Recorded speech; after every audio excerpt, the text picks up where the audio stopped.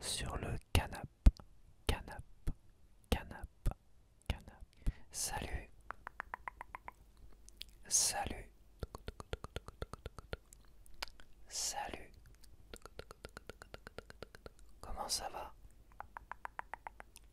Comment ça va?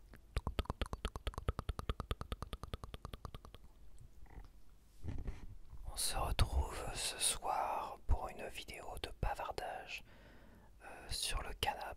Donc avant que je commence cette vidéo, j'ai fait un sondage dans la partie communauté. Enfin, maintenant YouTube a décidé d'appeler ça post.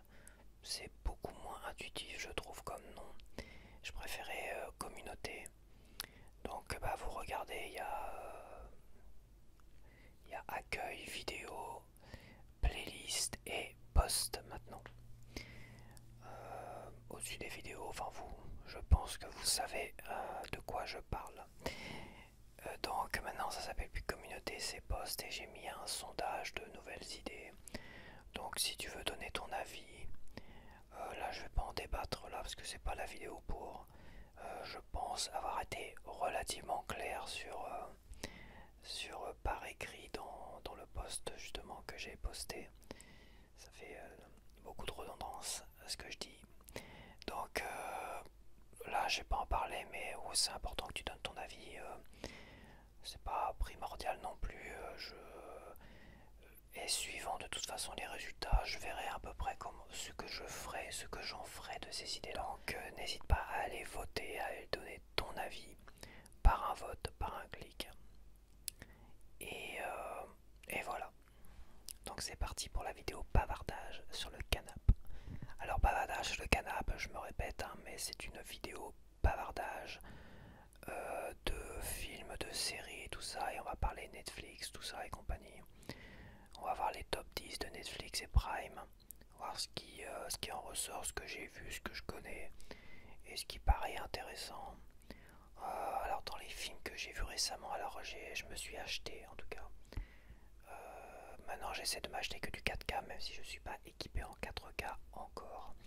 J'essaye d'acheter, j'achète moins parce que j'ai plus envie d'acheter autant qu'avant. Je pense que je m'achèterai des grands classiques, ceux que je rachèterai systématiquement, ça sera mon top 20 de films quoi, en gros, c'est ça quoi. Pour les autres, c'est vraiment des films que j'aime beaucoup ou qui me font vraiment envie, on va dire, que je n'ai pas eu en DVD et que je n'ai pas en Blu-ray, que j'achèterai directement en 4K. Là j'ai acheté Abyss en 4K. Donc Abyss, moi j'avais un pote, j'avais déjà dit, c'est un pote qui m'enregistrait des films sur Canal+, et il m'avait enregistré Abyss en peut-être début des années 90, donc c'est un film de 89, mais sur Canal+, il a dû être montré début des années 90, à une époque où les films sortaient avant sur Canal+, avant d'arriver en location je crois même, et d'arriver plus tard en achat en VHS. Donc Abyss, ça faisait quand même une sacrée différence d'année. Hein. Je pense que c'est arrivé sur Canal+, peut-être. Ah, je sais pas, faudrait vraiment que je regarde parce que je me pose la question à chaque fois, mais avant ça mettait des années à arriver en support physique pour l'acheter. Et peut-être que cette époque, il fallait attendre 1 ou 2 ans avant que ça passe sur Canal+, peut-être entre le cinéma et Canal+, il y avait peut-être 1 ou 2 ans. La location c'était à peu près pareil, c'était peut-être un peu plus tard que Canal+, je crois, pas sûr, mais ça a changé régulièrement, de toute façon les dates et tout ça. Et après, à l'achat en VHS, c'était quelques années après, donc c'était 3 4 ans après la sortie cinéma. Donc il y avait quand même une sacrée marge.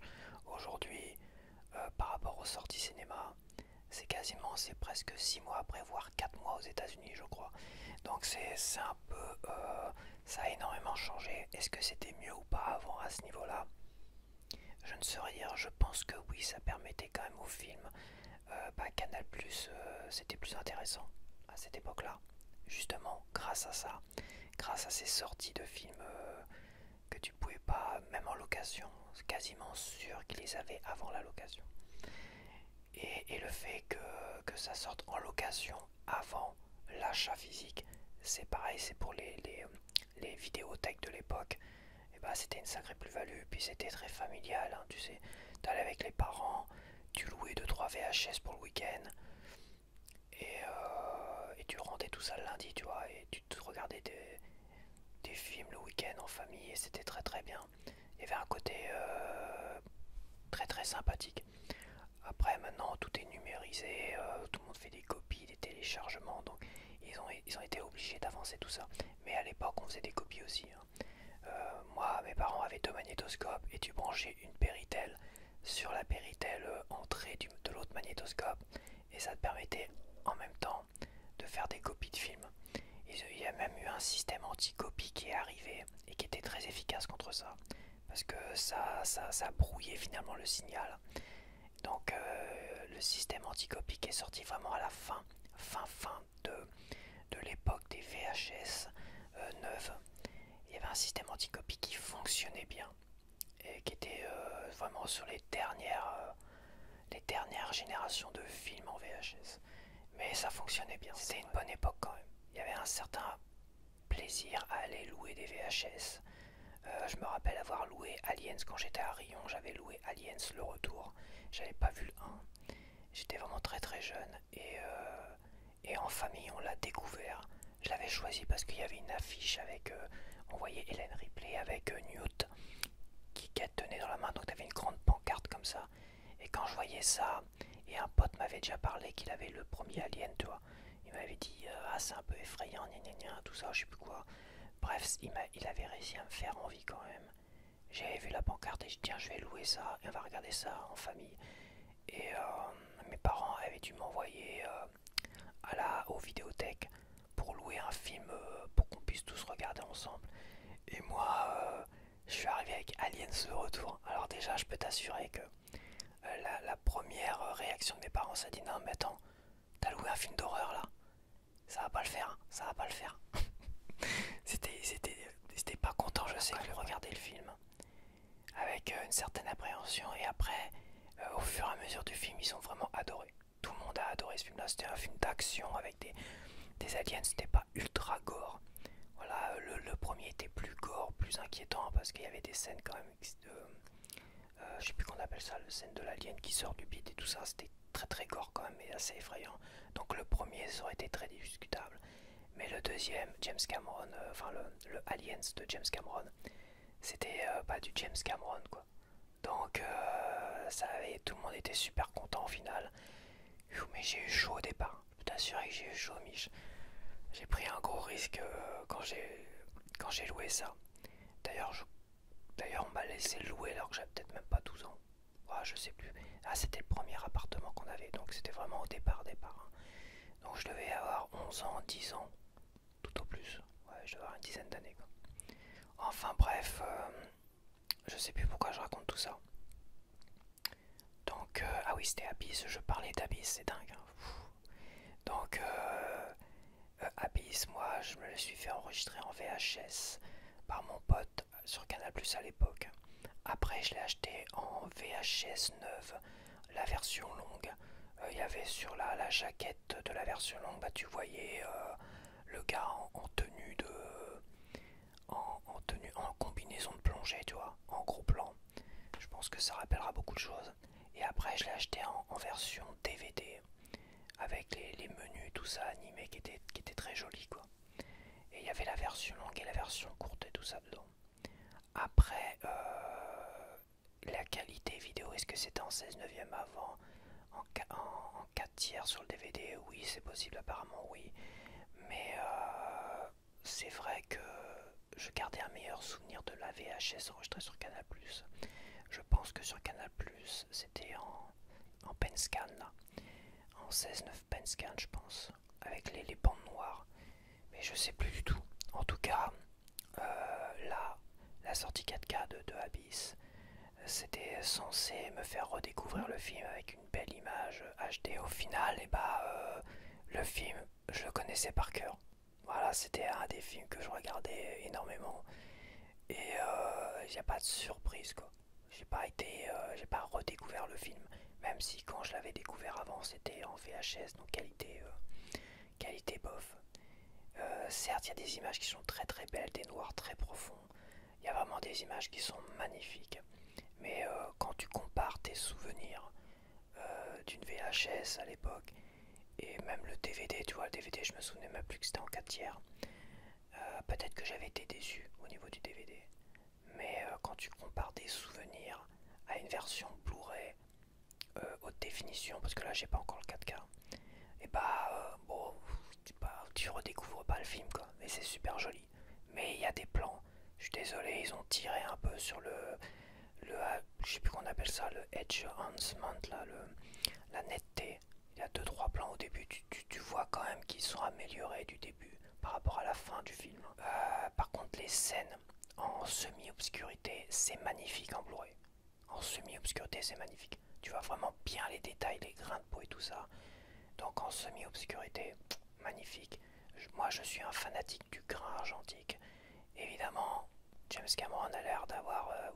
il veut effacer tout ce grain argentique et pousser la netteté à fond. Je trouve ça dommage, je trouve que c'est un peu une erreur. Et bon, c'est comme ça. J'aurais aimé la même chose avec beaucoup de grain. J'adore le grain. Steven Spielberg a mis sur certains de ses films assez récents comme Minority Report en Blu-ray que j'ai et La Guerre des Mondes, il y a beaucoup de grain. C'est génialissime, j'adore ça. Je sais pas, il y en a qui sont addicts au grain. Et surtout quand ça correspond au format d'origine. Une image argentique et bien granuleuse par rapport aux caméras d'époque, machin, tout ça. Surtout les années 80 et tout, voilà, pour moi c'est une plus-value, mais j'adore ça, réellement. Ça sert à rien de rajouter du grain artificiel, mais si le grain était là au départ, il faudrait essayer de le sauver, quoi. Mais je pense que c'est compliqué, peut-être avec Abyss qui a été tourné dans une énorme piscine géante ou je sais pas quoi là. Quasiment ils étaient sous l'eau et tout, c'est un truc de fou. Hein. D'ailleurs là tu remarques bien dans les scènes de plongée, dans certaines scènes de plongée tu remarques sur Abyss que c'est bien Ed Harris qui plonge. Alors en scaphandre oui, ça se voit qu'il y avait des gros plans et tout ça en scaphandre. Mais à un moment donné Ed Harris et le gars, l'autre acteur qui est inconnu, plonge sans scaphandre pour rejoindre pas la piscine, enfin ils appellent ça la piscine je crois, enfin il plonge sous l'eau, donc là il plonge pour le film dans l'énorme piscine géante que James Cameron a fait construire, tu vois, et qu'il a rempli d'eau pour donner un effet profondeur, obscur et tout ça, donc c'était et tu vois que c'est bien Ed Harris et l'autre gars, c'est bien eux avec la HD, tu te rends compte, c'est bien eux qui plongent sans casque, sans rien, dans la flotte et qui nagent. Voilà, c'est pas des doublures. Et ça, j'ai trouvé ça assez impressionnant. Parce que je sais plus quel film que j'ai regardé là encore. Je sais plus ce que j'ai regardé. Où tu voyais beaucoup de. Tu voyais que même pour des trucs tout banals, où il y en a qui il est en canoë. C'était Alerte à Malibu en HD. J'ai vu j'ai vu les deux premières. Enfin, j'essaie de me refaire les premières saisons d'Alerte à Malibu parce que j'aimais bien les deux premières saisons avec Erika Eleniak et tout ça. Et après, je trouvais ça naze. Mais les deux premières saisons d'Alerte à Malibu, c'était vraiment pas mal. C'était passionnant. Et les acteurs, j'aimais beaucoup. Sauf qu'après, ils sont tous partis. Enfin, je sais pas s'ils sont virés ou ils sont tous partis. Dans le scénario, ils sont tous partis ailleurs. Et je trouve ça dommage. Enfin bref, quand je compare un ou deux épisodes d'Alerte à Malibu, les tout premiers d'ailleurs, vraiment les tout premiers épisodes où tu vois Mitch qui arrive en canoë kayak là et qui court, qui font la course avec une nana et son fils, et tu vois que c'est pas Mitch, et ils font la petite course et ils sont au bord de l'eau quoi, ils sont au bord de l'eau et là il avait besoin d'une doublure pour ça. Donc la HD tu vois les doublures, et Abyss, tu vois que c'était bien Ed Harris qui a plongé sous l'eau, sans combinaison, sans rien, qu'à nager sous l'eau. Et là franchement ça a dû être éprouvant. Mais je pense je sais pas si j'avais regardé les bonus du DVD à l'époque, Mais j'avais cru comprendre que c'était un tournage qui était très très fastidieux, très difficile pour les acteurs et tout ça. Mais c'est quand même, ça a une sacrée plus-value quand tu vois qu'en HD, tu vois que c'est bien eux qui sont dans les combinaisons, qui sont dans les scaphandres, qui sont dans les, en train de nager sous la flotte, en train de boire la tasse, limite, tu vois que c'est eux, c'est les acteurs, quoi.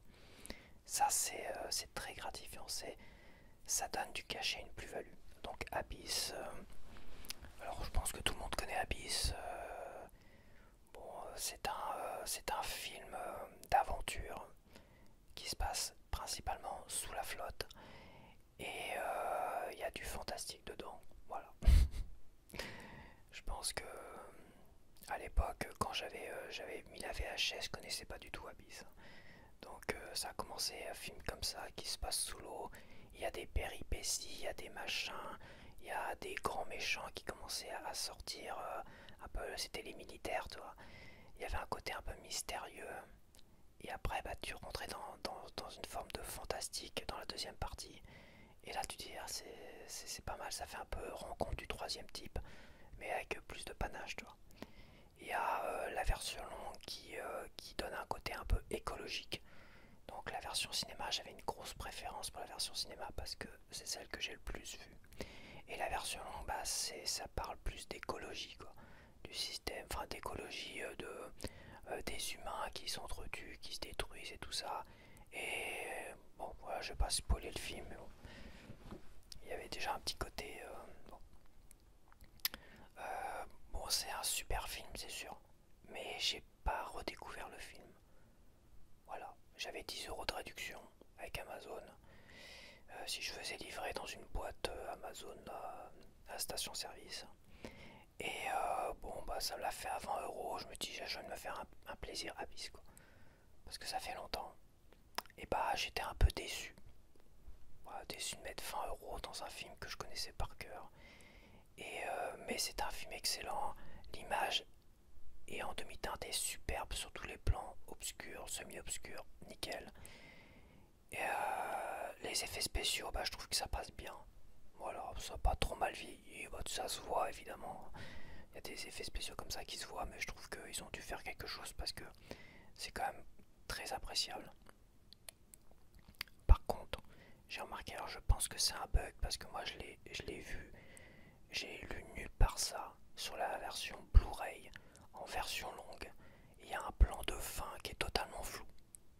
Donc ça doit être un bug parce que je sais qu'il y en a qui ont remarqué des bugs sur un Blu-ray par rapport à un audio où il manquerait de la musique en français ou je sais plus quoi en anglais. En anglais je crois. Donc moi j'ai regardé en français parce que évidemment la VF j'ai trop l'habitude. C'est nostalgique. Mais j'ai remarqué en tout cas moi sur la version un plan flou à la fin. Quand ils ressortent tous de l'eau là, la plateforme machin tout ça. Et bah en hauteur, un plan de hauteur c'est totalement flou. Donc ça doit être un bug, alors je pense pas que c'est dans la version 4K. Parce que dans tous les tests que j'ai lus des versions 4K, ça parle pas de ça. Hein. Ça parle pas de bug d'un plan qui est totalement flou. Donc voilà, il y a un bug sur la version Blu-ray en version longue. Donc je sais pas si je suis le seul, peut-être que. Mais c'était pas compréhensible quoi. Je comprends pas. À 20 euros, 30, 20 euros déjà c'est cher, hein, je suis désolé. Hein. Pour un film vu et revu. Et 20 euros pour avoir des bugs de merde comme ça, je suis pas trop d'accord. Sinon c'est un super film évidemment, ceux qui l'ont pas vu, bah là ils vont prendre une méga claque dans la tronche. Hein. Voilà, après l'image HD est plutôt honnête. En 4K j'imagine que c'est honnête, j'aurais préféré plus de grain. Certains plans sont un peu trop poussés au niveau de la netteté, donc ça fait peau de bébé. Ça se voit, je suis désolé, hein, c'est peut-être apparemment le meilleur 4K de James Cameron tout à l'heure. Parce que les autres films il paraissent une catastrophe. Aliens le retour, je garde mon Blu-ray parce que il paraît que c'est une catastrophe. Terminator 2 pareil, il paraît que c'est une catastrophe donc je garde le Blu-ray. Et True Lies il paraît que c'est pareil, c'est dégueulasse. Donc Abyss on y échappe un peu mais parce que faut dire aussi que il n'est pas sorti au préalable en Blu-ray donc la comparaison la comparaison tu peux que le comparer à des éditions VHS et DVD et éventuellement une version numérique en HD.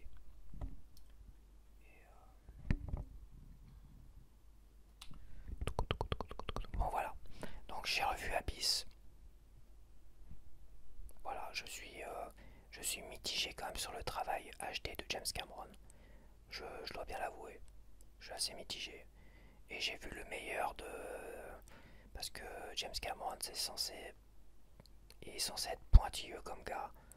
Et ben je trouve que là, je trouve qu'il n'a pas été assez pointilleux, je trouve, sur comment dire, ces éditions 4K et HD récentes là. Apparemment, il fait beaucoup de merde et en plus, il s'est plaint récemment. Il a dit récemment, les gens, il ferait mieux de sortir du canapé de chez leurs parents, je sais plus quoi là. Il est pas content en fait. Il est pas content qu'on soit pas content. Bah, je suis désolé quand on met 20 euros, 30 euros dans des putains de films que t'as vu un milliard de fois, que t'as acheté sur tous les supports. Hein. Terminator 2, j'ai dû avoir tous les supports quasiment. VHS, machin. Abyss, c'est pareil. Finalement, Abyss, j'ai eu tous les supports. Peut-être pas le Laserdisc à l'époque, mais j'ai eu tous les supports. Quasiment. Bah, je suis désolé, à un moment donné, ça, faut aussi respecter les gens, quoi. Je pars pas du principe qu'une œuvre n'appartienne plus à son auteur une fois qu'il a distribué et montré. On va dire, je pars pas de ce principe-là non plus. S'il a envie d'enlever le grain, qu'il enlève le grain. Allez, fais-toi plaisir, Coco. Il a envie de changer la colorimétrie parce qu'il veut voir. Allez, vas-y, change la colorimétrie si tu veux, quoi. Mais franchement, euh, tirer sur la netteté pour avoir des peaux de bébé, je trouve ça dégueulasse. Dégueulasse. Et perdre le charme du grain sur certains films, je trouve ça assez moyen quand même. Qui change la colorimétrie, ça me dérange moins. Qu'il enlève du grain et qui joue avec la netteté comme ça. Donc voilà, je reste quand même globalement déçu. C'est pas ce film-là qui va faire acheter un ensemble 4K tout à l'heure. Donc voilà pour Abyss. Donc ça c'est le seul achat que j'ai fait niveau film. Et les derniers que j'avais fait, bah, j'ai dû vous les présenter, cette fête Wayne's World et tout ça. Donc voilà, j'achète plus trop de films tout à l'heure. Donc allez, sur sur Abyss, sur Netflix, on a quoi là? Alors qu'est-ce que j'ai vu? Ah, Rebel Moon. J'ai vu Rebel Moon Director Cuts de Zack Snyder. Donc Rebel Moon, c'est en deux parties, partie 1, partie 2. Et j'avais vu la première partie en version Netflix aseptisée, sans dents, sans dents, sans sang mais avec des dents. Alors, je pense que ceux qui ont vu les deux comprendront ce que j'ai dit. Parce que la première version Netflix, toute ripou, version courte là, aseptisée, vous montrer un peu pas trop de choses violentes, machin, tout ça. Il y avait des choses qui m'avaient assez choqué et perturbé. Et l'histoire des dents, j'avais trouvé ça tellement pourri à la fin du premier épisode que ça m'a pas donné envie de revoir le deuxième derrière. Mais les versions Director Cut de Zack Snyder, là j'ai voulu les revoir et j'ai vu la deuxième partie. Mais c'est vrai que la version Netflix c'était pas pourri. La première partie n'était pas pourrie en soi. C'était assez banal. Hein. C'était pas oufissime. Quoi. Tu sentais qu'il manquait quelque chose. Il manquait le petit plus que la Director Cuts apporte. Voilà, que la Director Cuts apporte. Alors je serais pas aussi catégorique que certains en disant que c'est nul à chier. Je suis pas d'accord. Mais par contre, je vais quand même apporter ma critique. Dans le premier épisode, version Netflix, c'est un mec qui se fait péter les dents comme un ouf sur la fin. Voilà. Et à la fin, il revit comme ça. Et il revit avec des dents pleines. Et je dis, attends, il vient de se faire exploser les dents. T'as vu les dents gicler à un moment donné. Et là, il a toutes ses dents. Il y a un truc qui cloche, les amis. Hein. Et la version. Et moi, j'attendais ce moment-là. Ouais, je sais pas, j'ai fait une fixation là-dessus, ça m'a énervé. Je dis, c'est pas. Je veux dire, c'est Zack Snyder, comme il est pas stupide, quoi. Il a fait quand même des bons trucs, quoi. Il est pas stupide pour faire une erreur comme ça, c'est ridicule quoi. C'est incohérent, après bon ça c'est du fantastique tout ça, mais bon à un moment donné il y a quelque chose de cohérent quoi. Quand il y en a, il pète ses dents comme ça, il est encore blessé comme un fou, il ressuscite plus ou moins, il a toutes ses dents, je dis non, non je suis pas d'accord. Et bah la version Director Cuts, et bah là effectivement tu comprends pourquoi Netflix a remis des dents, enfin je sais pas qui a remis des dents d'ailleurs, je sais pas. Alors je sais pas comment ils se sont démerdés, je sais pas. Je crois que Netflix, quand Netflix avait commandé à Zack Snyder les Rebel Moon, il lui avait dit, je crois, on veut des versions courtes, aseptisées, machin, tout public. Après, on sortira des versions Director Cuts. Bon. Parce que ça avait, à l'époque de Superman, machin, ça avait plus. Enfin bref. Mais ça change vachement la donne, quoi. Ça change vachement la donne. Ça donne une cohérence à une histoire que tu regardes, peu importe si c'est du futur, des lasers, des machins, des monstres, tout ce que tu veux. Ça donne une cohérence et ça donne un meilleur cachet quoi. Donc l'histoire c'est pour ceux qui connaissent les 7 mercenaires ou les samouraïs, je n'ai jamais vu les 7 samouraïs. Les 7 mercenaires, l'histoire des 7 mercenaires à l'époque du le vieux western, c'était des paysans, c'était un petit village tout tranquille qui se font harceler par des Mexicains qui viennent les piller, qui viennent les faire chier, tout ça. Et ils décident à un moment donné de d'économiser quelques sous, de prendre tous leurs sous et d'aller engager des mercenaires, des cow-boys pour venir se débarrasser des Mexicains. C'est ça l'histoire des 7 mercenaires.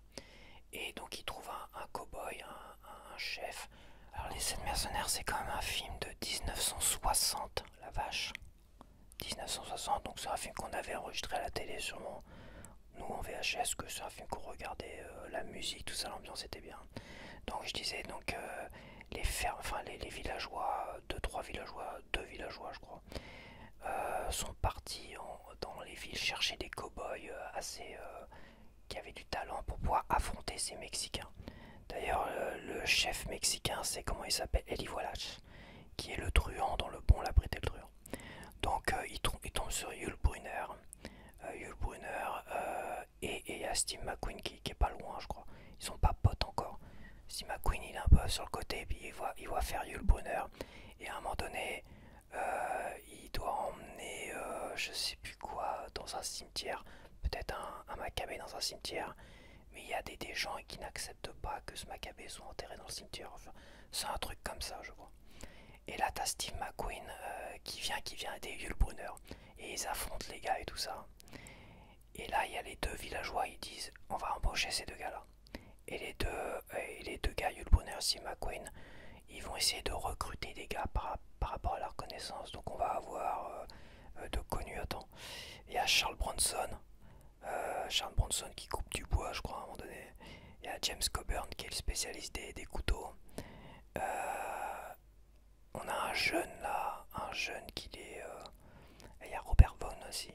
Robert Vaughn qui est un gars assez chic et qui sait jouer du pistolet quoi. Et t'as un jeune qui arrête pas de les suivre et de les harceler, qui est pas mauvais et qui finalement va faire partie de l'aventure. Et je crois qu'il y a personne d'autre dans les 7 mercenaires. Attends, ça fait combien ça? Ça fait 1, 2, 3, 4, 5, 6, il en manque un. Et je sais pas, l'autre je ne sais plus. Peut-être moins connu l'autre. C'est peut-être Brad Dexter, mais je m'en souviens pas. Donc voilà l'histoire des 7 mercenaires. Donc finalement, les deux cow-boys, ils vont aller recruter des gars qui connaissent, qui sont très très forts pour les accompagner et aller botter le cul au Mexique. Et bah, Rebel Moon, c'est exactement la même chose, quasiment. C'est quasiment la même chose, à part peut-être le départ qui commence par pareil. Donc c'est un petit village tranquille de paysans et tout ça, qui se font harceler par, pas des Mexicains, mais par une armée surpuissante et des beaux enfoirés et tout ça. Et t'as deux des villageois qui sont en fait, d'une certaine manière, maintenant c'est plus des villageois, sont deux des héros, dont une qui a un passé beaucoup plus complexe qu'on veut l'imaginer, qui vont aller chercher et qui vont aller recruter des gens pour venir les aider, tout ça. Et Et puis ça finit un peu pareil parce que finalement la deuxième partie, on est un peu sur la défense du village. Et on a à peu près pareil mais version science-fiction avec des vaisseaux, des machins. On a un peu Star Wars, c'est vrai. Ça fait un peu Star Wars, l'Empire contre-attaque le début, tu vois. Et tout ça. Donc, mais le scénario, c'est les 7 mercenaires revisités et les 7 samouraïs, parce qu'à l'origine c'était les 7 samouraïs, je crois. Mais je l'ai jamais vu, donc je peux pas vous dire. Revisité à la sauce Star Wars. Donc voilà pour Rebel Moon. Je suis déjà à 40 minutes. J'ai parlé de rien, je suis déjà à 40 minutes. C'est quand même incroyable. Bon allez. Sinon bah voilà, le reste j'ai pas. J'ai vu Mario machin, mais Mario je suis pas un grand connaisseur. J'ai trouvé ça sympathique, mais c'est vraiment pour les gamins quoi. Je suis pas un grand connaisseur, mais c'est vrai que la Switch, j'aimerais bien pouvoir me l'acheter. Ça fait quelques années que je veux m'acheter la Switch. Et la dernière fois que je voulais acheter la Switch pour jouer à des Mario en 2D, ou des Zelda en format de dessus à l'ancienne, tu vois. Parce que je voulais, moi c'est vrai que les vieux Mario et les vieux Zelda ça me faisait envie à l'époque. Mais moi j'ai eu toutes les consoles Sega. Et c'est vrai que Nintendo, bah j'avais des potes qui les avaient, tout ça. Bon voilà, je suis pas très Nintendo et c'est vrai que la Switch m'a donné vachement envie avec certains jeux, même le Breath of the Wild de Zelda, qui est pas un jeu à l'ancienne, mais m'a fait vachement envie. Et à l'époque où j'en ai eu envie il y a quelques années, on parlait déjà de la Switch 2. Alors je me suis dit, je vais attendre la Switch 2, tu vois. Ça serait con d'acheter la Switch tout de suite. Et en fait, c'est pas la Switch 2 qui est arrivée, c'est une Switch OLED. Et puis là, je dis, oh, ils me font chier quoi. Puis à un moment donné, j'avais plus envie. Je dis, bon, allez, voilà, mon envie était passée, je vais attendre encore un peu. Et là, récemment, j'ai encore une envie, une montée d'envie. J'ai vu le début d'un World. Je sais plus comment on appelle ça en anglais, j'ai pas envie d'écorcher le truc. Attends, c'est en train de hurler là. Donc là, j'ai vu le début de Mario Wonder. Et j'ai trouvé ça génialissime le début. Je trouvais ça lumineux, coloré, très rigolo avec les plantes carnivores qui chantent. Et je me dis, tiens, j'ai encore envie. Là, je vais m'acheter une Switch. Et là, je vois Switch 2 qui est annoncé. Je me dis, ils vont pas se foutre de ma gueule encore longtemps quoi. Il y a quelques années, c'était le même cirque. Donc maintenant, je vais être encore pris au piège. Je vais me dire, est-ce que j'attends la Switch 2? Ce qui serait le plus raisonnable. C'est vrai, la Switch 2, bah, ça me donne peut-être 6-7 ans. Parce que la une, maintenant, elle a quasiment 7 ans, je crois. D'après ce qu'on dit. Et ça me donnerait 7 ans devant moi avec une nouvelle console. Et à la fois, je pourrais profiter de tous ces jeux que je ne connais pas du tout. Même les remakes des Luigi Mansion. Il va y avoir Luigi Mansion 2 là. Bah, ça, c'est quelque chose qui me faisait envie sur GameCube et tout ça. Ça me faisait envie à l'époque. Et même après, enfin, il y en a eu. Ça, c'est un remake le 2. Et bah, tu vois, c'est le truc qui me faisait envie à l'époque. Je suis passé à côté vraiment de tout l'univers de Nintendo. Et bah ça fait 7 ans derrière moi et 7 ans devant moi, donc la Switch 2, c'est pas mal. Donc j'ai regardé toutes les vidéos pour voir alors la Switch 2 elle sort quand. On est en train de dire oui mais elle aura pas l'OLED. Ah, elle aura pas l'écran OLED. Bah, attends, c'est quand même dommage quoi. Je veux dire, bon. Après il y en a qui disent oui mais il faudra mettre beaucoup plus cher pour mettre les cartouches. On sait pas si ça sera rétrocompatible. Et non, si c'est pas rétrocompatible, ça serait quand même un peu dommage aussi quoi. Ça serait un peu gâcher le truc. Et après, alors logiquement, en fin d'année, t'entends certains, c'est en fin d'année là, en 2024. Et puis d'autres qui disent, ouais, non, mais non, ça sera peut-être en mars 2025. Et puis d'autres disent, ouais, mais ça sera peut-être pas en mars 2025, mais peut-être fin d'année 2025. Parce qu'ils ont loupé la sortie de la Switch. Pour la sortie de la Switch, ils se sont loupés au niveau de la fin d'année de l'époque. Donc c'est pour ça qu'ils l'ont sorti finalement un peu en mars. Ça a fonctionné quand même, mais au départ, ils voulaient la sortir pour les fêtes de Noël, ce qui est normal. Donc là, il va peut-être sortir aux fêtes de fin d'année 2025, mais il y en a qui disent oui mais attention, il y a GTA 5 ou 6, moi je suis pas GTA non plus, donc GTA machin, là, le dernier GTA, tout ça qui va cartonner, ça serait une erreur de sortir la Switch 2 en même temps que le dernier GTA. Donc ils vont peut-être pas la sortir là, ils vont peut-être pas faire cette erreur, donc ils vont peut-être attendre 2026. Franchement, moi je vais rien acheter du tout quoi. Donc je vais attendre. Moi je pense que je vais là. Là j'ai décidé d'attendre des fêtes de fin d'année en novembre. Je me paierai une Switch et tout ça. Switch avec quelques jeux. Les quelques jeux, peut-être le Mario Wonder c'est sûr. Et peut-être le Breath of the Wild. Et peut-être le Zelda en format. Il y en a un qui va sortir, mais c'est pas Zelda. Enfin, c'est pas Link. C'est pas le personnage Link, c'est Zelda justement. Alors je sais pas, je sais pas. J'ai envie de faire moi le Zelda avec Link comme héros, tu vois. Pour me rappeler tous ces jeux qui me faisaient envie et tout ça. Donc faire un Zelda avec Zelda et pas Link. Tu vois ce que je veux dire? Ça me fait moins envie. Donc ça sera sûrement Mario Wonder, le Breath of the Wild et le Zelda, le premier Zelda qui est un remake en format 3D, c'est un remake d'une Game Boy en format vu du dessus, tu vois, à l'ancienne.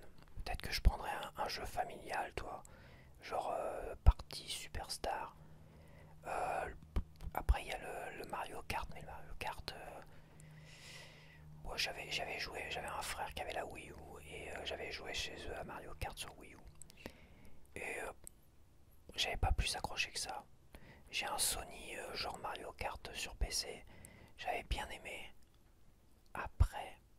Après, tout seul ici chez moi, Mario Kart, je pense que ces jeux-là, tout seul, c'est des jeux où tu te fais vraiment, tu t'emmerdes un peu trop. Alors oui, quand il y a de la famille et machin, tout ça, c'est très très bien. Danse centrale avec le Kainet, là, c'était énormissime. On a en famille, j'avais découvert chez mon autre frère d'ailleurs.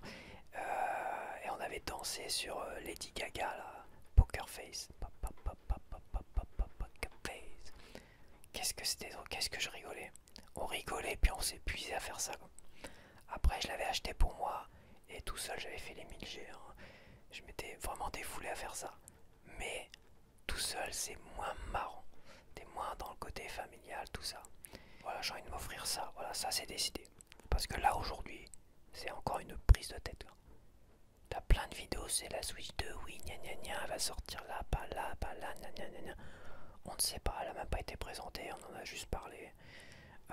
Ils nous sortent plein de jeux là sur Switch. Hein. Plein de jeux quand même. Des Mario, des Zelda, ils nous ressortent un Mario et Luigi, un Zelda, Echoes of Wisdom, un truc comme ça. Un remake, Luigi Mansion 2. Et je sais plus quoi d'autre. Et un Mario Party machin. Donc ça fait quand même beaucoup de jeux Mario et Zelda qui sortent là fin 2024. S'ils sortaient la console fin 2024, la Switch 2, hein, fin 2024 ou même en 2025, il n'y aurait pas de Zelda et de Mario avec. Ça me paraît compliqué quoi. Parce qu'il faut pas... je pense qu'ils vont sortir la console en 2026 tout au plus. Au Noël 2026 avec un nouveau Zelda et un Mario. Et éventuellement un Mario Party, un autre. Tout au plus. Et encore. 2026 ça me paraît assez court. Donc je vais voir. J'attends ce décembre. J'attends qu'ils nous montrent la bête, qu'ils nous donnent des vraies dates. Parce que là faut pas déconner quoi. Qu'ils nous donnent des dates. Hein. Qu'ils me sortent pas la console 2 jours après l'avoir acheté la première. Hein. Parce que là ça va pas le faire. Donc ils nous donnent des dates. Parce que là ça fait déjà quelques années où je voulais acheter la Switch. Finalement j'ai laissé ça de côté. Ça m'a tellement saoulé à l'époque. Hein. C'est à l'époque où la OLED était pas encore sortie. Hein. Où on entendait attention il y a un truc qui arrive, la Switch 2 arrive.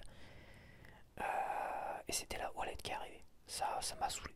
Franchement, je vous dis ça m'a saoulé. J'ai mis ça de côté et là ça revient. J'ai encore à nouveau envie. Le Wonder est sorti, le Mario Wonder est sorti. Avant je visais le Mario et je pense que je le prendrai aussi ça, le Mario, le Super Mario qui est un remake de la version de la Wii. Et avant je visais celui-là. Mais là le Mario Wonder il est exceptionnel. Hein. Franchement, il m'a remis dans l'envie. Quoi. Quand j'ai vu le début, il m'a remis dans... J'avais vraiment envie de la Switch là tout à l'heure. Ça me harcèle quoi. L'envie me harcèle. Mais tu vois la Switch 2, tu vois que les vidéos Switch 2, Switch 2, Switch 2, leak, donc fuite, date de sortie, machin, tout ça, elle arrive série, va machin, va proposer ça, pas ci, pas ça, pas ça. Oh là là là là, oh là là, la prise de tête 2.0 là. Donc là j'ai pris ma décision pour Noël. Ça me laisse quelques mois en attendant qu'ils veulent bien en parler ou la montrer. Mais je peux vous assurer une chose. C'est mal parti pour qu'elle sorte. 2024 c'est pas possible. Moi je vous le dis par rapport à comment fonctionne. Ils sont pas bêtes, ils vont pas sortir une console avec zéro Mario nouvelle génération, zéro Zelda nouvelle génération. Il y a Metroid Prime et Metroid Prime, bon c'est pas... Ouais c'est ça Metroid Prime, je suis pas... Là, il m'a jamais fait envie mais... c'est un jeu je crois qui est sorti la première fois sur GameCube en 3D là. Mais bon, est-ce que c'est un jeu de lancement ça Metroid Prime? Je ne pense pas. Toi avec la Switch 1, ils l'ont sorti avec Zelda Breath of the Wild. Carton assuré et c'est pas sorti en fin d'année, c'est sorti, ils ont loupé la fin d'année, ils l'ont sorti un peu sur le tard, enfin sur le tard au printemps quoi. Donc ils l'ont sorti avec quelques mois de retard au printemps, mais avec un très bon jeu comme ça, bah ça fait la donne quoi. Alors je sais pas s'il y avait un Mario, il y a peut-être des Mario Party tout ça, peut-être le Mario Kart, je ne sais plus, mais le Breath of the Wild d'après ce que je sais oui. Et ils vont pas sortir la console là. Sincèrement. Alors que t'as plein de jeux, des Mario et Zelda qui sortent là. Voilà. Donc apparemment le remake, le Zelda c'est un remake mais ils ont changé carrément la donne parce que maintenant ils font jouer Zelda. Le Mario et Luigi qui a l'air très très bien là, c'est pas un remake, c'est un nouveau jeu. Donc et le Zelda Breath of the... Enfin il y a eu la suite de Zelda Breath of the Wild qui est sortie là récemment. Peut-être il y a un an, je sais plus. Donc franchement, je vois pas la console Switch 2 sortir là en fin d'année, c'est pas possible. Je la vois pas du tout. C'est qu'il n'y a pas de jeu. Voilà, il n'y a pas de jeu, ils vont pas sortir deux Mario en même temps, c'est pas possible. Et ni l'année prochaine. Et même 2026.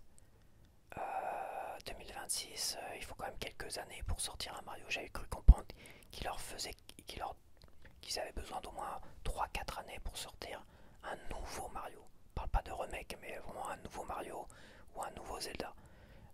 La suite de Breath of the Wild, ça a dû prendre peut-être 5-6 ans, tu vois. Donc s'il leur faut 5-6 ans pour avoir un bon jeu nouveau, pour lancer une nouvelle console, je suis désolé, mais là, niveau Zelda 3D, là il y en a un qui est ressorti tout récemment, donc dans 4 ans. Voilà. Un Mario, il y a le Mario Wonder qui est tout nouveau 2D. Voilà, en 3D, peut-être pas t'as le Mario et Luigi. Alors est-ce qu'ils le considèrent comme un Mario tout seul ou pas? Enfin, ça reste quand même un jeu Mario en 3D. Enfin 3D, 2D, Luigi, il avait pas l'air mal quand même en cel shading là. En 2D, il y a Mario Wonder qui est sorti il n'y a pas si longtemps que ça. Donc dans 2 ans, 2026. Ouais, je dis 2026. Voilà. Si on doit donner des dates, ça sortira en 2026. Mais est-ce que en 2026, est-ce que ça vaut le coup d'acheter une Switch là? Je sais pas. Je sais pas. Voilà, je me, tu vois, la prise de tête là, c'est la même que j'ai eue il y a quelques années.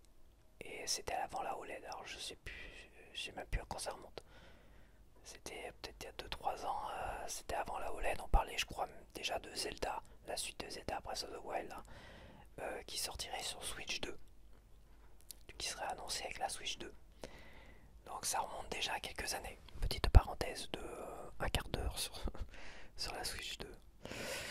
Bon allez, on va direct sur les top 10 des films d'aujourd'hui. Alors Kingsman Secret Service, bah ça c'est pas nouveau, ça date de 2014. J'avais bien aimé le premier, le deuxième j'avais trouvé un peu trop gore, un peu trop dégueulasse à certains moments là, j'avais pas aimé. La nuit du 12. Un enquêteur chevronné est un nouveau chef et un nouveau chef enquête sur le meurtre d'une femme. Mais alors que les suspects et les pistes se raréfient, leur obsession tourne au cauchemar. C'est un film français ça. Je sais pas. Je me parle à moi-même, c'est un film français, je ne sais pas. Bastien Bouillon, Bouli Lanners, Théo Cholby, Dominique Yannick Moll, français.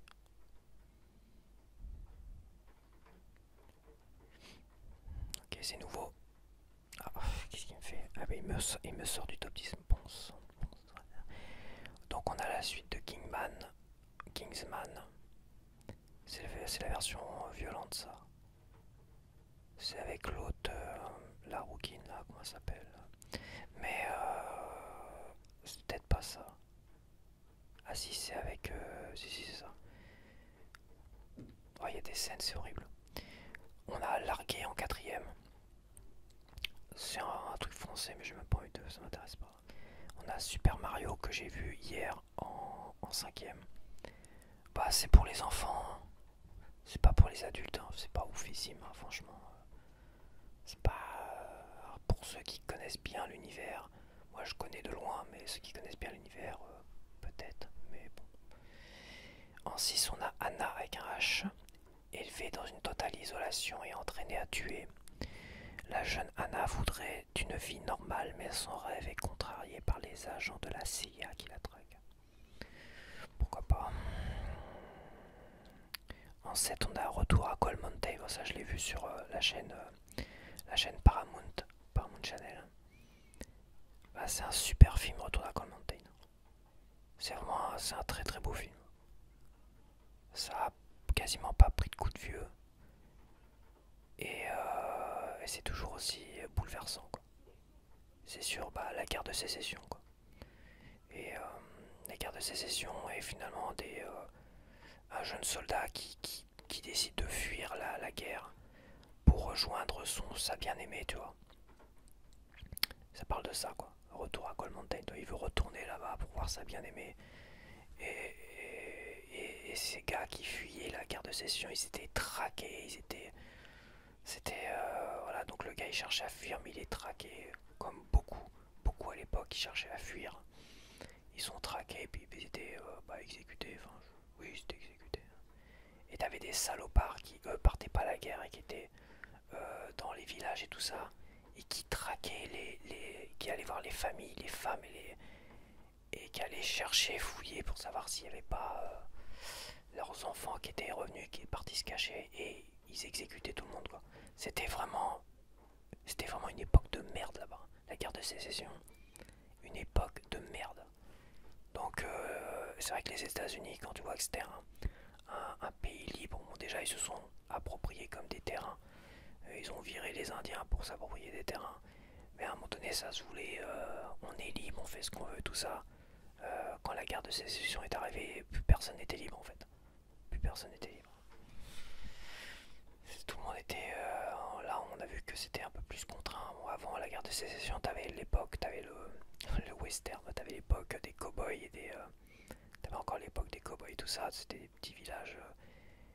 Bon, bah, il y avait quand même une justice, il y avait une justice qui se mettait en place et tout ça, mais il y avait une forme de liberté encore à cette époque-là. Et la guerre de sécession, quand la guerre de sécession est arrivée, bah, d'une certaine manière, les gens étaient plus libres. Et avec ce film-là, bah, on voit très bien à quel point la dureté de cette guerre. Mais nous, on a connu ça aussi avec la Première Guerre mondiale, hein, où ceux qui cherchaient à fuir ou qui cherchaient à s'handicaper, tu vois, à se couper des doigts ou à chercher à être handicapés, bah, ils se faisaient exécuter, quoi. C'était le peloton d'exécution, quoi. Donc c'était pareil. La Première Guerre mondiale en France, c'était pareil. C'était même délire, même horreur, mêmes horreurs. Pour des pauvres gens qui voudraient juste retrouver leur bien-aimé et tout ça, et qui se faisaient exécuter parce que ils voulaient pas aller tuer des Allemands ou aller tuer des ennemis, tu vois. Ils voulaient pas vivre dans des tranchées en plus. La première Guerre mondiale, c'était dans des tranchées, dans des conditions effroyables. Même en plein hiver, c'était effroyable. Enfin, surtout en plein hiver. Donc c'est vrai que bon, c'est un beau film, Retour à Cold Mountain, mais c'est quand même, c'est chargé, c'est lourd, hein. Il faut avoir quand même le cœur accroché parce que bon, ça reste assez triste. En huitième, on a Mon bébé, un film français, mais faut arrêter là, faut arrêter avec les films français. Euh, on a Momo. Qu'est-ce que j'ai vu en film français là tout à l'heure que j'avais bien aimé? À la chèvre. j'ai revu La Chèvre avec Depardieu et Pierre Richard. Bon, voilà, ça c'est cultissime, on savait faire des films d'aventure et comédie comme ça. C'était, mais ça restait assez rare parce que La Chèvre, c'était même Les Fugitifs avec les deux mêmes acteurs et Les Compères, c'était pas aussi bien que La Chèvre. La Chèvre, c'était vraiment, t'avais le côté aventure au Mexique, tout ça là, c'était waouh. Et la fin exceptionnelle, la musique exceptionnelle. Je, Franchement, c'était bon, génialissime. C'était je dis pas que ça faisait rêver parce que bon, l'histoire peut paraître dure dans le fond, mais je sais pas, ça faisait voyager dans ta tête. C'était des paysans, voilà. C'était le genre de film des paysans. En plus, tu rigolais. En plus de Pardieu, bah, c'est un peu la grosse brute là-dedans, puis il y va et il se laisse pas faire et tout. Enfin, mais c'est surtout très très drôle. Moi, j'aime beaucoup ce film-là. Franchement, très bon film. Donc en neuf, on a Momo, lui, Christian Clavier. C'est, c'est pas La Chèvre. C'est vrai que quand tu regardes La Chèvre et tu regardes rien que là, les extraits, parce que je connais un peu les extraits de Momo et tout ça là, et bah c'est pas pareil quoi. C'est pas le même délire. Tu sens qu'il y a une régression dans les comédies françaises. On a eu l'époque des Louis de Funès, plus éloigné que La Chèvre, des films comme La Chèvre et tout ça, même Les Compères, Les Fugitifs, hein, c'était des bons films. Mais quand tu vois les Mon Bébé, Momo là, c'est pas terrible. Et en 10, on a SOS Bikini Bottom.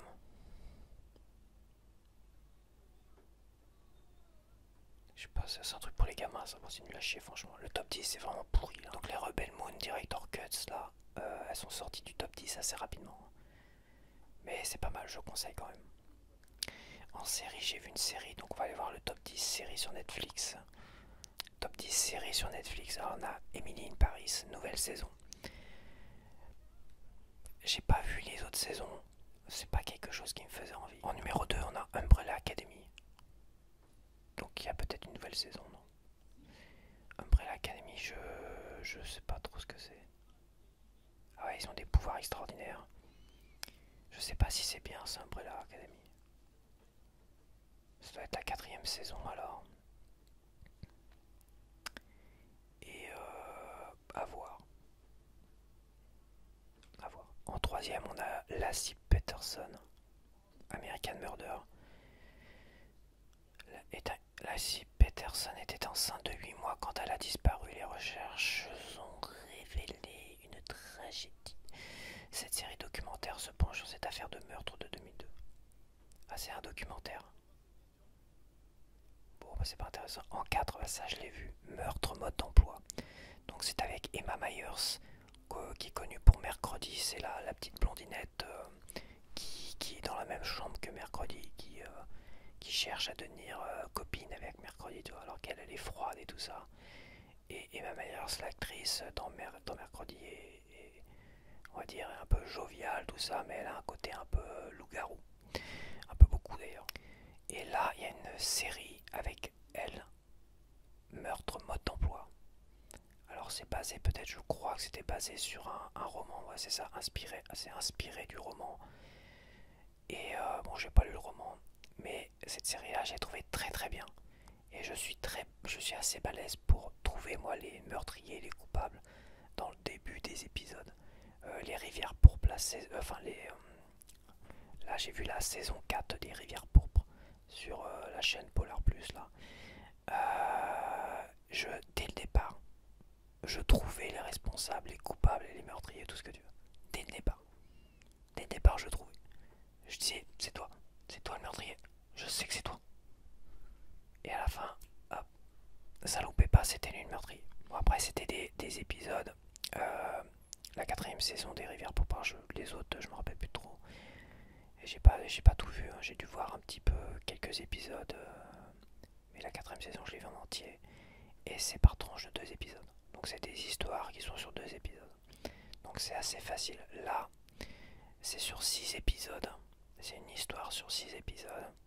Et je dois bien avouer que je me suis fait avoir. Donc c'est une enquête, c'est une sorte de Sherlock Holmes quoi. Donc c'est une gamine qui veut faire une thèse ou je sais pas quoi là. Et elle décide de prendre une disparition suivie d'un suicide. Une disparition inquiétante, peut-être que la personne est morte, enfin comme le gars, son petit ami s'est suicidé et qu'il a avoué avoir tué cette fille-là. Bon bah voilà, voilà, elle a disparu, elle est morte, on sait pas où est le corps. Et comme le petit ami s'est suicidé, bah merci, au revoir, tout ça. Et elle, qui était très très jeune à l'époque, se souvient quand même avoir connu ces deux personnes-là, ce couple-là. Et je sais pas pourquoi, elle décide de faire une thèse là-dessus.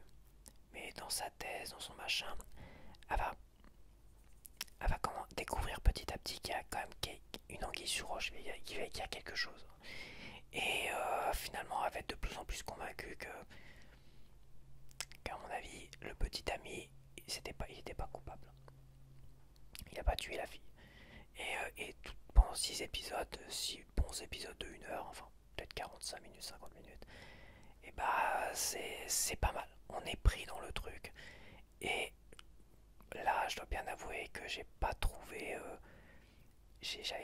qui avait tué réellement. Je dis bien réellement parce que voilà, qui avait tué réellement cette fille-là. D'avoir été surpris. Donc ça s'appelle Meurtre mode d'emploi sur Netflix. En 5ème, on a Elite. Donc ça doit être sur des élites. Genre ça m'intéresse pas du tout. En 6ème, on a le nouvel essor de Simone Biles. Ça doit être un documentaire sur une gymnaste. M'intéresse pas du tout. Love is Blind. Love is Blind au Royaume-Uni. On dirait un documentaire. Bah, ça m'intéresse pas. En 8ème, on a un dessin animé. Oma Tokita pénètre dans un univers secret où les litiges professionnels se règlent par de violents combats de gladiateurs. Pour lui, l'argent n'est rien, seul compte la victoire. Alors graphiquement, le Cara Design, c'est pas terrible du tout. J'aime pas du tout. Les muscles sont bizarres. Ça fait pas envie. En 9ème, on a Shyamalan. Satsu profite d'une conférence à Adana pour rencontrer le grand-père qu'elle n'a jamais connu. Elle se retrouve alors au beau milieu d'une légende. Putain, je suis complètement vachille. Hein. Je vais me mettre un peu droit. Là. Je monte mes muscles en même temps. Donc en 9ème, on a Shyamalan. C'est quoi ça? Oh, je clique, hein, on va voir. Il n'y a pas plus, hein, c'est Satsu profite d'une conférence à Adana pour rencontrer le grand-père qu'elle n'a jamais connu. Elle se retrouve alors au milieu d'une légende. Donc ça a l'air d'être un truc bizarre avec peut-être des vampires, non? Je sais pas. Recommandé à 87%. Je suis pas sûr que... De toute façon. En 10ème, on a Supracell. Lorsque 5 londoniens ordinaires recommandé à 74%, c'est pas terrible. Lorsque 5 londoniens ordinaires se découvrent des pouvoirs extraordinaires encore, il incombe à un homme de les réunir pour sauver la femme qu'il aime. Bon là c'est pas terrible, alors je vais voir vite fait le top 10 Prime, top 10 général. Parce que là je suis à 1h15 et ça fait quand même beaucoup. Alors Prime a changé un peu son menu, il a rendu logiquement plus Netflix, ils ont copié son Netflix, hein, j'ai l'impression, quand même. Mais ils ont rajouté des pubs, des publicités maintenant. Donc alors en number one, donc c'est un top 10 général, série et film. On a Jackpot. Dans un futur proche, une grande loterie est organisée, le hic. Il faut tuer le gagnant avant le coucher du soleil pour réclamer son jackpot de plusieurs milliards de dollars. C'est quoi ça? C'est un truc de fou. En deuxième position, on a Those About to Die. donc ça c'est la première saison d'une série sur Rome. Voilà, sur Rome. Et je sais pas ce que ça vaut. Je sais pas du tout. Mais c'est pas un truc qui me fait envie. C'est toujours deuxième. Je sais même pas, j'ai même pas vu de critique, je sais même pas si c'est bien. Those about to die. Those about to die. En troisième position, on a 65, La Terre d'avant. Après un terrible crash sur une planète inconnue, le pilote Mills découvre rapidement qu'il a en réalité échoué sur Terre, il y a 65 millions d'années. Pour réussir leur unique chance de sauvetage, Mills et Koa l'unique. J'ai pas la suite.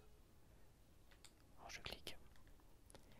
Mills et Koa, l'unique autre survivante du crash, doivent se frayer un chemin à travers des terres inconnues, peuplées de dangereuses créatures préhistoriques, dans un combat épique pour leur survie. Alors c'est noté 5.4 sur IMDb. Ça je connaissais, c'était sorti au cinéma ce truc là. Et bon, bah écoute, c'est avec Adam Driver. Ça me paraissait intéressant. C'est récent.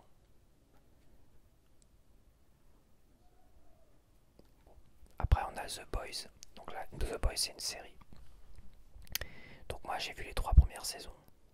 Et j'ai pas eu du tout envie de voir la 4ème saison parce que c'est une surenchère de violence, de gore.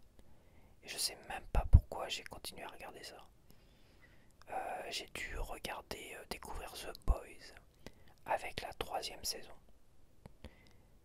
Que j'ai vu qui mettait. Et j'avais tout regardé, 1, 2, 3. J'avais été pris dans l'histoire. Mais après la 3ème saison, bah évidemment, entre la 3ème et la 4ème saison, il y a comme un certain temps qui est passé. Peut-être presque 2 ans, je crois. Presque 2 ans.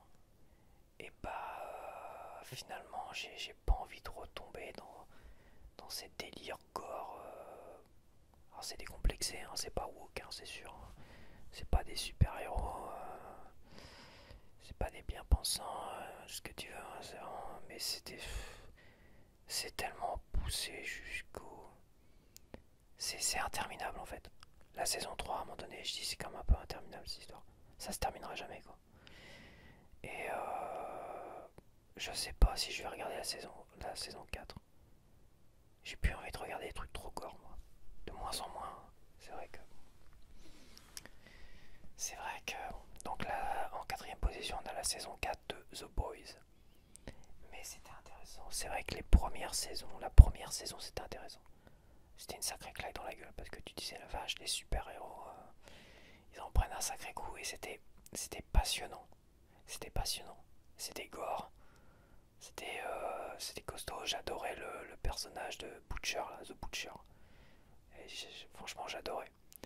Mais je crois que la saison 3, et je les ai regardés en plus à la suite 1, 2 et 3. La saison 3, elle m'a un peu refroidi, je sais plus pourquoi.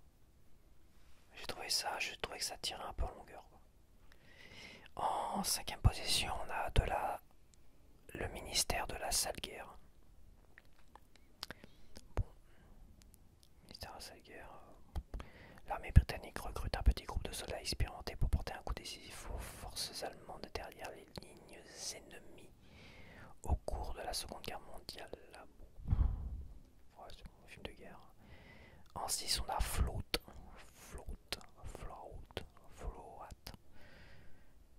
Après de brillantes études de médecine, Waverly a son avenir tout tracé devant elle. Mais alors qu'elle s'accorde quelques jours de vacances chez sa tante, elle est sauvée in extremis de la noyade par Blake, un jeune homme faut que je clique. Un jeune homme qui lui propose de lui apprendre à nager. Cette rencontre inopinée pourrait changer son destin pour toujours. Forever. Tout ça parce qu'il va lui apprendre à nager quoi. Et l'autre va tomber amoureuse d'un gars qui lui apprend à nager. Comme c'est quoi ça? C'est quoi ce délire? Donc en 7ème position, on a les anneaux de pouvoir là. Apparemment il y a la saison 2. Il y a 2 saisons. Alors moi j'ai vu la saison 1 mais avec du mal. Il a fallu et en faisant autre chose. Donc c'est vraiment moi j'ai détesté la première saison, donc je ne regarderai pas la saison 2. En 8ème position, À Contresens, c'est encore là dans le top 10. Donc ça c'est un film qui était dans le top 10 au tout début, il y a quelques années, 2 ans. Ça venait de sortir en 2023. D'accord, donc c'était l'année dernière. Que j'ai vu, j'en ai parlé dans la bavardage sur canapé précédent. La vidéo de bavardage canapé. J'en ai parlé dans la dernière vidéo de bavardage sur le canapé. À Contresens. Donc je vais pas en parler là, mais c'est apparemment toujours dans le top 10. C'est un truc qui fait envie aux jeunes gens de regarder. En 9ème position, on a Creed 3. Bon, bah, Creed le 1, ça m'a déjà saoulé. C'est le 2, je l'ai pas vu. Donc je vois pas pourquoi je ferais le 3. En 10ème position, My Lady Jane.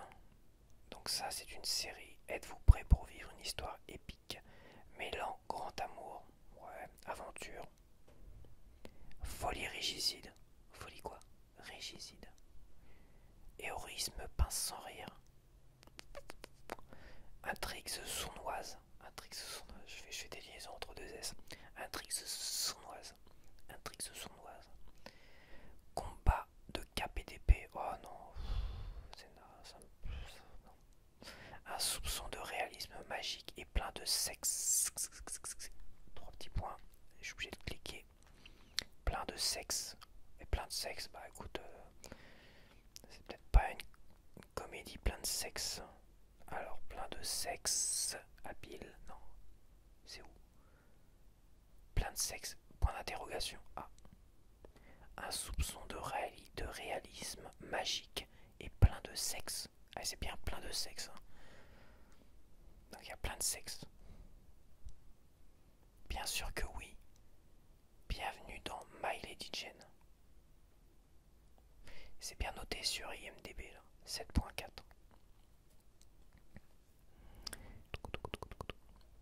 Ça commence à faire beaucoup. Parce que je parle et je ne m'arrête pas et c'est un peu pénible.